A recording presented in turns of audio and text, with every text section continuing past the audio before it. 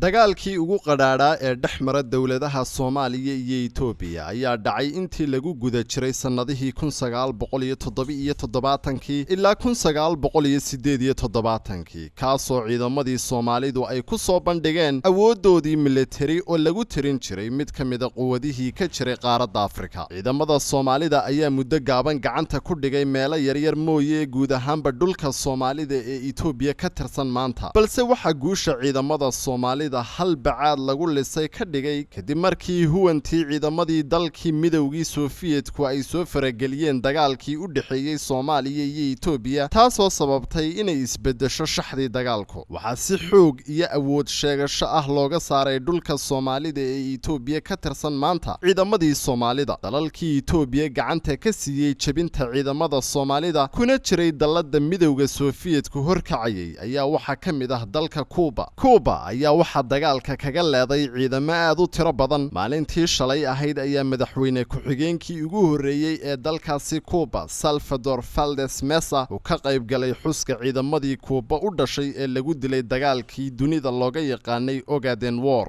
ama dagaalkii Ogaadeniya, kaasoo dhex maray Soomaaliya iyo Itoobiya. madaxweyne ku-xigeenkii hore ee Cuba ayaa ubax dhigay taalo Addis Ababa looga dhisay ciidamada Kuubaanka ah ee Itoobiya u yimi si ay u difaacaan. inkasta oo ay Itoobiya iyo Cuba aad u kala durugsan yihiin, haddana waa saaxiibo dhow.